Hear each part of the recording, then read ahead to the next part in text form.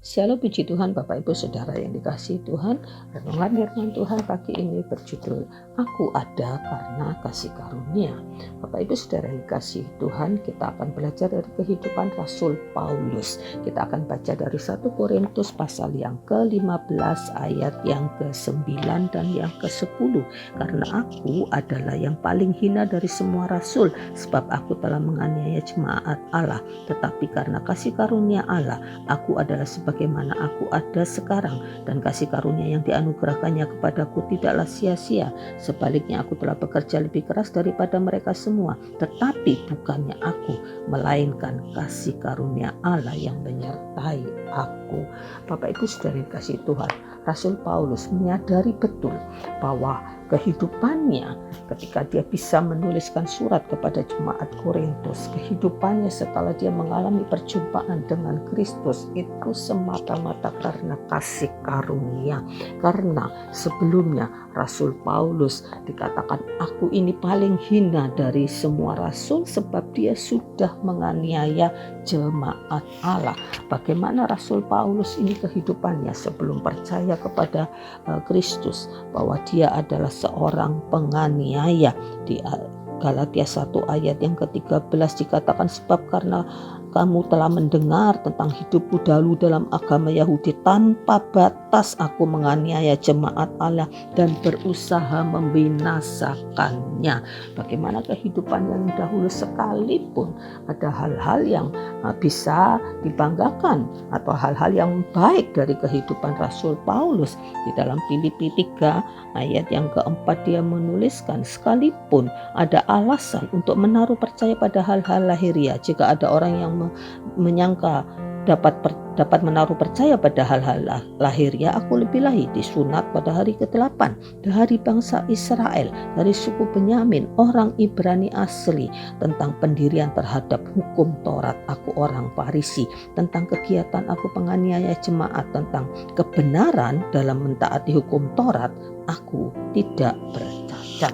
Dia seorang Farisi yang melakukan hukum Taurat tidak bercacat. Namun dalam kehidupannya itu, ketika dia tidak mempercayai Kristus sebelumnya dan dia menganiaya pengikut Kristus, bahkan berusaha membinasakan sebanyak mungkin pengikut Kristus. Dan kemudian ketika dia berjumpa dengan Kristus, dia menyadari bahwa apa yang dibanggakannya dahulu, ketaatannya kepada hukum Taurat, itu tidak ada nilainya dibandingkan dengan kasih karunia yang dia terima setelah dia menerima pengampunan, menerima status barunya sebagai orang percaya kepada Kristus yang dahulunya dia benci. Dan kemudian bagaimana kehidupan Rasul Paulus ini setelah dia menyadari bahwa kehidupannya saat ini semata-mata adalah karena kasih karunia Allah. Karena itu tadi di dalam 1 Korintus 15 ayat yang ke-10 dia mengatakan dia bekerja lebih keras lagi daripada mereka semua, karena dia menyadari betapa besarnya kasih karunia Allah di dalam kehidupannya.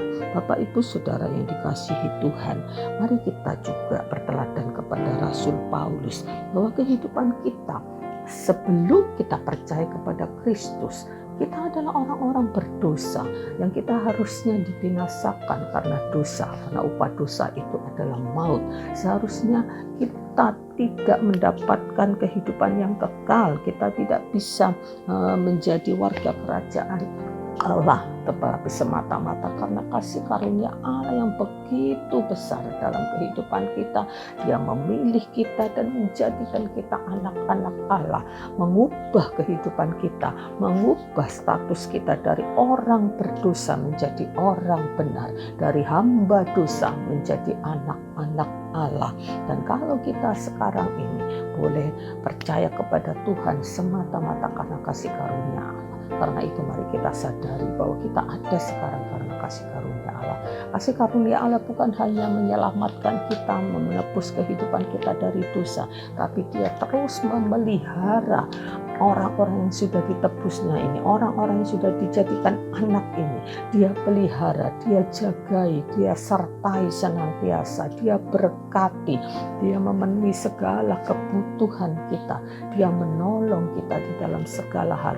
Dia mengaruniakan Roh Kudus untuk menjadi pembimbing kita, untuk menuntun kita kepada segala kebenaran.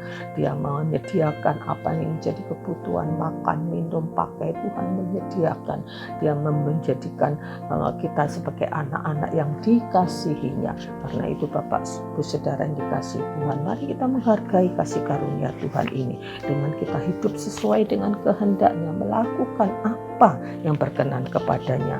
Kita lihat bagaimana Rasul Paulus setelah dia menyadari akan kasih karunia yang Tuhan yang begitu besar dalam hidupnya, dia katakan dia bekerja lebih keras daripada rasul-rasul. Bekerja untuk apa? Bekerja untuk Tuhan, bekerja untuk kemuliaan nama Tuhan, bahkan menyerahkan hidupnya. Konon ceritanya Rasul Paulus juga mati syahid untuk Tuhan. Dia berikan semua apa yang dia miliki, yang itu semata-mata karena kasih karunia Tuhan, dia kembalikan untuk kemuliaan Tuhan. Karena itu Bapak Ibu Saudara yang kasih Tuhan, jangan sampai kita membuat sia-sia karunia Tuhan dalam hidup kita dengan kita hidup sesuai semau kita, menurut keinginan kita sendiri. Mari kita hidup sesuai dengan kehendaknya, karena Dia menebus kita untuk menjadikan kita anak-anak Allah, dan Dia ingin kita hidup sebagai anak-anak Allah.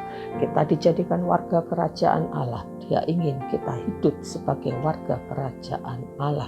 Hidup tidak lagi menjadi hamba dosa, tetapi menjadi hamba kebenaran, dan itulah yang berkenan kepada Allah. Dan kita percaya kita pasti bisa hidup sesuai dengan kehendak Allah, karena Tuhan menyertai kita, membimbing kita, Dia mengaruniakan Roh Kudus-Nya untuk menolong kita.